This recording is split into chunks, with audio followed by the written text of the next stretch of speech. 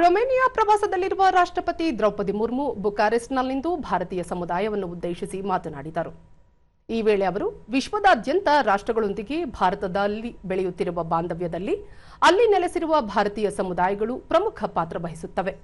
2047ಕ್ಕೆ ವಿಕಸಿತ ಭಾರತ ನಿರ್ಮಾಣ ನಮ್ಮೆಲ್ಲರ ಸಂಕಲ್ಪವಾಗಿದ್ದು, ವಿದೇಶಗಳಲ್ಲಿ ನೆಲೆಸಿರುವ ಭಾರತೀಯರ ತಮ್ಮ ತಾಯ್ನಾಡಿನೊಂದಿಗೆ ಆಳವಾದ ಬಾಂಧವ್ಯವನ್ನು ಹೊಂದಿರುವುದಲ್ಲದೆ ಭಾರತೀಯರೆಂಬ ಹೆಮ್ಮೆಯನ್ನು ಹೊಂದಿದ್ದಾರೆ ಎಂದರು. ರೊಮೇನಿಯಾದ ಆರ್ಥಿಕತೆ ಮತ್ತು ಸಮಾಜಕ್ಕೆ ಭಾರತೀಯರ ಕೊಡುಗೆ ಹಾಗೂ ಇಲ್ಲಿ ಭಾರತೀಯ ಸಂಸ್ಕೃತಿ ಮತ್ತು ಮೌಲ್ಯಗಳನ್ನು ಉತ್ತೇಜಿಸಲು ನಡೆಸುತ್ತಿರುವ ಪ್ರಯತ್ನಗಳು ಶ್ಲಾಘನೀಯ ಎಂದ ಅವರು, ವ್ಯಾಪಾರ, ರಕ್ಷಣೆ, ನವೀಕರಿಸಬಹುದಾದ ಇಂಧನ, ಡಿಜಿಟಲ್ ತಂತ್ರಜ್ಞಾನ ಹಾಗೂ ಆರೋಗ್ಯ ವಲಯಗಳಲ್ಲಿ ಭಾರತ ಹಾಗೂ ರೊಮೇನಿಯಾದ ಸಹಭಾಗಿತ್ವದ ವಿಸ್ತರಣೆ ಕುರಿತು ಮಾಹಿತಿ ನೀಡಿದರು. समुदाय एकजुट होकर रोमानिया में भारत की सांस्कृतिक विरासत को जीवंत बनाए. मैं जब आ रही थी मैंने देखी भारतीय संस्कृति में यहाँ के बच्चे, यहाँ के बेटियां सजे हुए थे. यहाँ देख करके मुझे लगा कि मैं कोई भारत के फंक्शन में आ रही हूँ, रोमानिया में नहीं.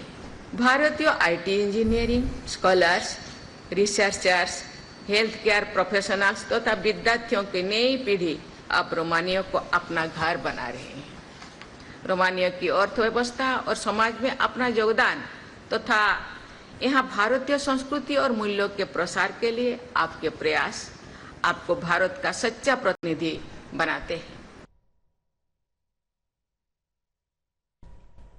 ಇದಕ್ಕೂ ಮುನ್ನ ರಾಷ್ಟ್ರಪತಿ ದ್ರೌಪದಿ ಮುರ್ಮು ಅವರಿಗೆ ರೊಮೇನಿಯಾದ ಬುಕಾರೆಸ್ಟ್ ಆರ್ಥಿಕ ಅಧ್ಯಯನ ವಿಶ್ವವಿದ್ಯಾಲಯವು ಡಾಕ್ಟರೇಟ್ ಅನರಿಸ್ ಕೌಸಾ ಎಂಬ ಗೌರವ ಪುರಸ್ಕಾರವನ್ನು ಪ್ರದಾನ ಮಾಡಿದೆ.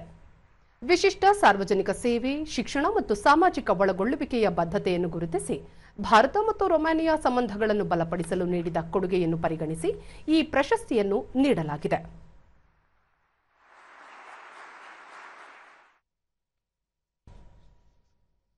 ಪ್ರಶಸ್ತಿ ಸ್ವೀಕರಿಸಿದ ರಾಷ್ಟ್ರಪತಿ ದ್ರೌಪದಿ ಮುರ್ಮು ಈ ಪುರಸ್ಕಾರವನ್ನು ಭಾರತದ 140 ಕೋಟಿ ಜನತೆಗೆ ಅರ್ಪಿಸುವುದಾಗಿ ತಿಳಿಸಿದರು. ಇದು ಎರಡು ದೇಶಗಳ ನಡುವಿನ ಶಾಶ್ವತ ಸ್ನೇಹವನ್ನು ಪ್ರತಿಬಿಂಬಿಸುತ್ತದೆ ಎಂದರು.